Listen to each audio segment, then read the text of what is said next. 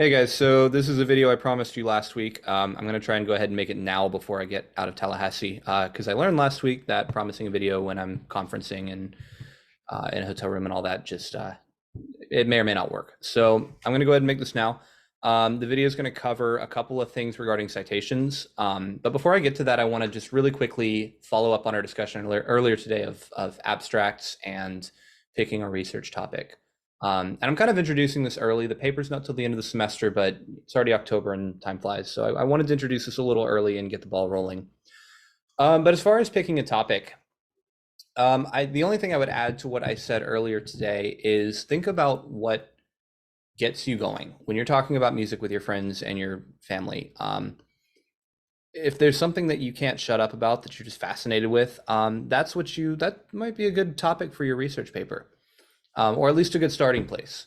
And then also think about what you have to say about music. What is something that you have, you have thoughts, you have ideas, you have opinions on that relates to music. Every single one of you is a musician studying in the FSU College of Music, which is one of the best colleges of music in the country. You're here for a reason. So think about something you have to say. And I've read all of your writing at this point, and you all have things to say. I've been really impressed with your writing so far. So think about something that you're interested in, that you like to talk about, that you have something to say on, and start there. Write about that. That's the only thing I wanted to add to our discussion of topics. To our discussion of abstracts, I just wanted to kind of reiterate, I am not expecting an academic article. We're musicians, we like to practice, we like to improve continuously, and that's what I'm asking you to do, and something that will be useful to you as in your future career as a musician. If you want to speak at conferences, if you want to communicate with musicians in other fields and other areas, which you will do in your music career going forward. These are useful skills, and so I want to introduce how these things are done formally to you all and have you practice it. So don't be scared of the abstract. Don't be scared of the paper. Don't be scared of the any of that element of it. You'll be fine. Okay, so let's talk really quickly about citations. The first thing I wanted to cover based on reading your reflections was, what do you cite? And this was a question that I also didn't always know the answer to really until probably into graduate school, maybe. I don't know. This is a hard one because I think it's easy to think, okay, I'm going to cite anytime I quote something. But that's not really the extent of it. You will cite quotations, of course, but cite anything that isn't your contribution, your idea, your thought. If you get a piece of information from a source that you read, put a footnote right there. So your paper, I meant to show you all in class actually a paper of mine, like 56 citations or something like that. I didn't have 56 quotations in there. So anything that you get from a paper, you'll want to cite. Multicultural music education, if we're talking about the Kang article you all read, multicultural music education has this history of X, Y, and Z, and then you're going to cite where you got that from in the Kang article. So that's just kind of a simple one. Cite more than anything that isn't something that you came up with off the top of your head. You'll want to cite. Now, if you engage with that and you say, and here's why that matters in the 21st century classroom for X, Y, and Z reasons, and that's your original kind of analysis on that paper, don't cite that. That's you. But if it's something that you got from somewhere else, you'll want to cite it. Just stick a footnote in there. Same way you would cite a quotation. Second thing I wanted to cover, how do you do a footnote? So we're doing notes bibliography. I saw a lot of author date kind of in-text citations. That's completely fine for the first assignment. But going forward, we're using notes bibliography. Fairly standard in music writing. Social sciences tend to use author date a little more.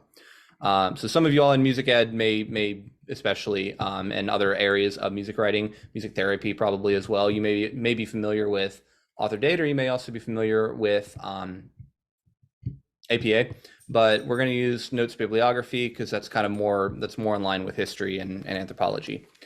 So really easy one here. Let me screen share real quick and I'll show you how to do that. In case you don't already know, most of you do, but just in case, I'm going to add that. And you can see my notes for this video here. So I am saying something that I need to cite. I'm going to go, you hush. You want to say hi, Kingsley? I'm going to go up to references in the top here. And then I'm going to go to insert footnote. And there it is. And here is my citation. Pretty straightforward. Okay, the second thing I wanted to cover is Zotero, because this is going to make your process of citation much easier. No, sorry, I left one out. Second thing I wanted to cover was pulling the information from your source to do your citation. Where do you find all this information? So we're going to look at the Sunmi Kang article that we read. And then I've also got open here somewhere. I have open Purdue OWL, which Elizabeth introduced us to. And so I'll show you, I linked that in an announcement a little while back, and that link will take you right here. If you go down here and you click on periodicals, periodical is a journal, is a form of periodical. You've got books as well if you're citing a book, web sources, but I'm going to go to periodicals, and here are all of the things that I need in my citation. And here's a sample citation note, your footnote, and your bibliography and how it should look. Make sure you are italicizing the journal title, etc. So we're going to go to the bibliographic citation, and I need last name, first name. Let's jump over to the article, last name, first name. Let's make that citation now. Wrong thing. Here it is.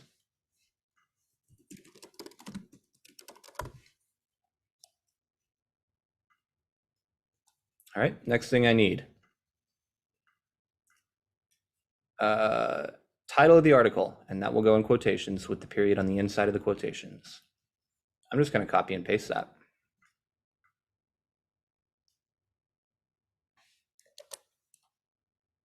By the way, I'm going through the whole process. Y'all did fine with this part of it, but I'm gonna go through it anyway.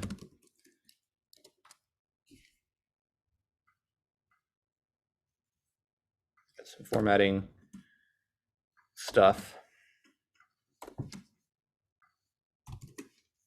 All right, going back to it. Next thing I need the journal title. Now here's where a few of y'all were a little, got a little stuck. I've done this too, so no big deal. A few of you all put the database. Sage is a database for journal articles. You put the database instead of the actual journal. So just watch that, make sure you know what journal the article is coming from. In this case, it's National Association for Music Education. Can I copy that? I don't think I can. That's fine. I'm going to go back to my document, and in italics, I'm going to type in National Association for Music Education.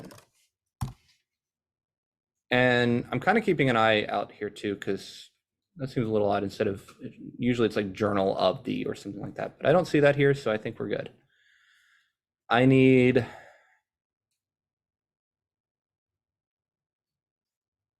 bibliography. That's what I'm looking for. This is a little weird. It puts a specific page number in the bibliography section. Oh, no, I'm sorry. No, it doesn't. It puts, that's the volume and edition. Okay, so when you see these numbers here, that's the volume and that's the edition. So volume is usually annual, and then if it's like a journal that publishes, you know, once or twice a year, they might have numbers as well. They may or may not have both of those numbers. If it's a once a year journal, it may just have one number. Let's go back to the Kang article and see if we can find that information.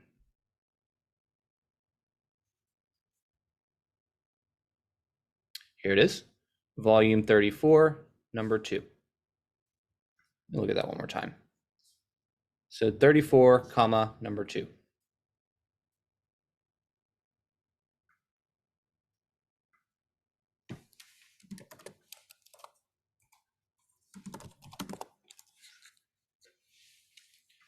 What do I need next?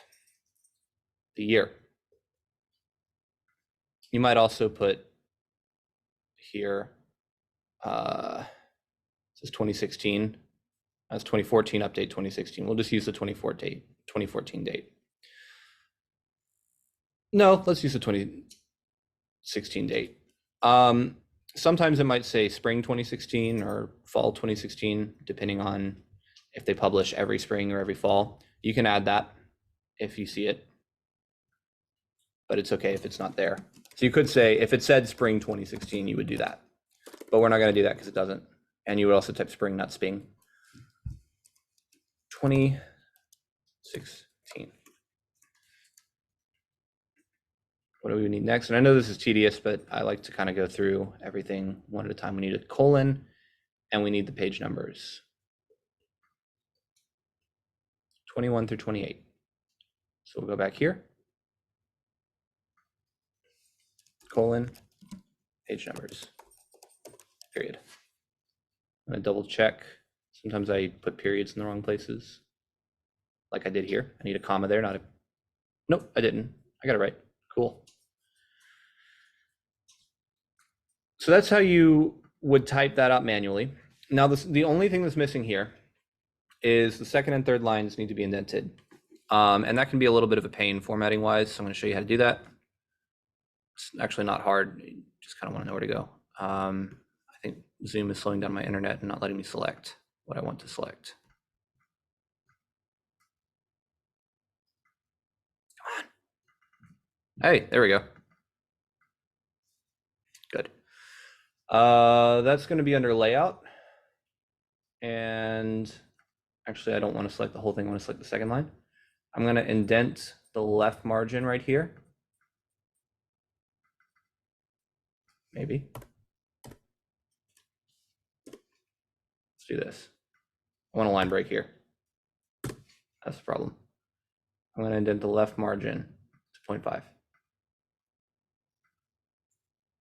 So I'm going to do that one more time just to make it super clear, because I had to do that line break thing. So going back to the beginning of that, here's my citation. I'm going to go right here to the end of that line. I'm going to back this up and then hit return or enter. That gives me a line break. Then when I go down here and indent the margin, it looks the way I want it to. Now, if you're using Zotero, you don't have to worry about that. I wanted to show you how to do this manually so you know where to look for all of the information you need. But if you're using Zotero, and forgive me, I'm not as good at Zotero as Elizabeth is, so my way is a little bit slower. But I'm going to go here to a project. My Zotero is a little bit of a mess because I'm a chaotic person sometimes. But I'm going to go to a project and I'm going to find, just do this one. I'm going to take this book that I have in my Zotero, and all of that information we entered is in the metadata, which is just this stuff right here. If you import something directly, it'll all be there. And I'm going to hit copy citation, actually copy bibliography. I have this specific one selected, so it's going to give me the bibliography for this one. I could get the bibliography for the whole thing if I wanted, but I'm going to hit copy bibliography. I'm going to go to my document and paste it. And I get a nice little, it's got the DOI and everything, which I forgot to put up here. And it also makes me think my margins are a little too far out. Let's bring those in a little bit. Oh, that's the problem. These are actually supposed to be further in, so I need to indent the right margin a bit. Yeah, that's why Zotero is great. This stuff's confusing. It's not being very cooperative. But I recommend using Zotero because it's going to give you a nice formatted, good-looking bibliography at the end there.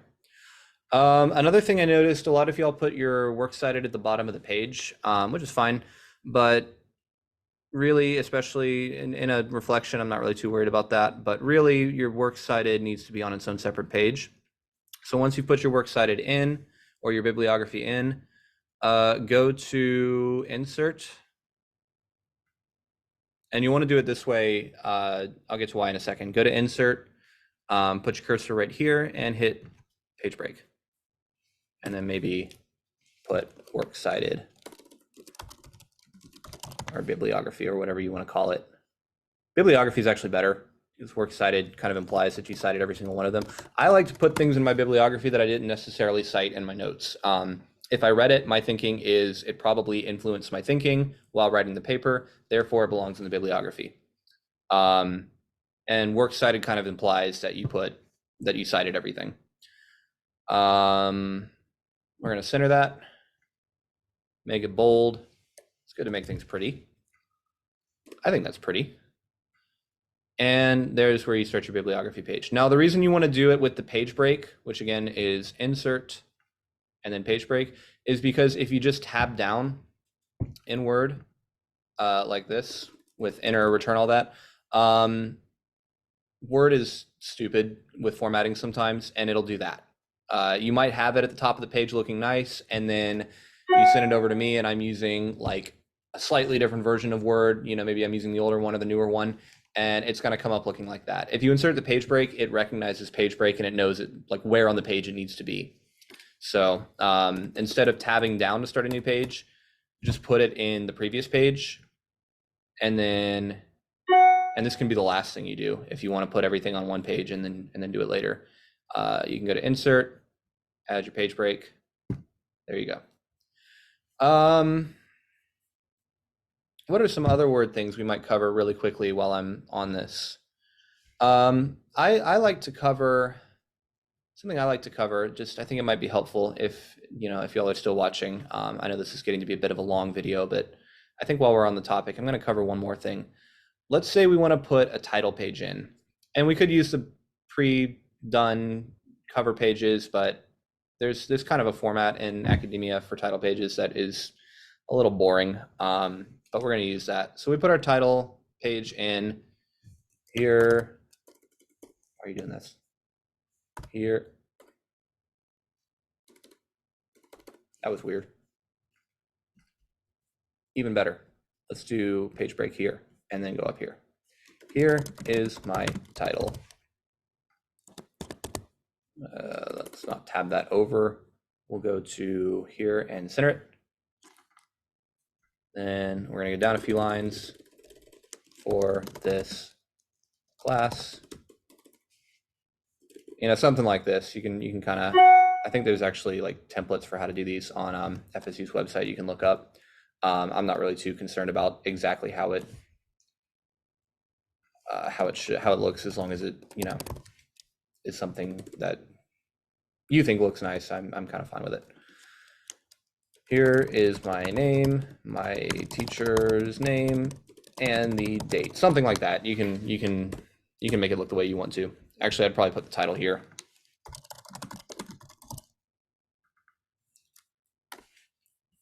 Okay, so here's our title page. Now, the reason I'm making this is I want to show you all one thing you can do in Word with your page numbers. So if I go to insert page numbers, I'm going to get page numbers starting on this title page here, which I don't want. I don't want this to be page 1 and my actual body, my introduction, to be page 2. I want page 1 starting there. So if I insert, where are page numbers? Page number. I'm going to insert page numbers. I like to align them center. I just think it looks better. And then I go to format here. I can tell it start at 0 so that my introduction is page 1. And then I can tell it somewhere up here. Yeah. Continue from previous section. Here we go. This box here, show number on the first page. Now my first page is my title page, so I don't want to show it there. So just uncheck that box. Now my title page has no page numbers, but page 1 does. What else is good to know up here? I'll leave it there. That's enough. I just wanted to show you all some things with Word. I definitely recommend using Zotero for your bibliography. It'll make your life easier. Just put all your metadata into Zotero. You know where to find that now. In a book, it'll be like in the opening cover of the book. Just check Purdue OWL for what you need. And if you import it directly into Zotero, it'll usually have most of what you need anyway. And it'll also give you your notes. So same way I got the bibliography, I can copy the citation. Keep in mind that the first time you do a citation in a footnote, you need the full note. Then if you cite that same document again, then you can use the shortened note. The first time you need the full note, which is this here. The shortened note is, it's in here somewhere. And Zotero, it actually, I think, defaults to the shortened note. So it's like just the last name, the title, and the page number. And here you'll use, instead of all the page numbers of the journal article, the specific one you used. So just wanted to give you all a couple of thoughts. I kind of tangented a little bit on Word, but there's a lot of things in Word that I had to kind of figure out on my own. And I don't know, I feel like if I can make you all a video, and if you feel you need, somewhere to reference, this is available for you. And if you don't, then that's fine. I hope this was helpful. I will be happy to make more of these if there's anything you all want me to cover, so that you all have references outside of class time for this kind of stuff. Again, let me know if you need anything. Email me, come to my office hours. Yeah, thanks a lot.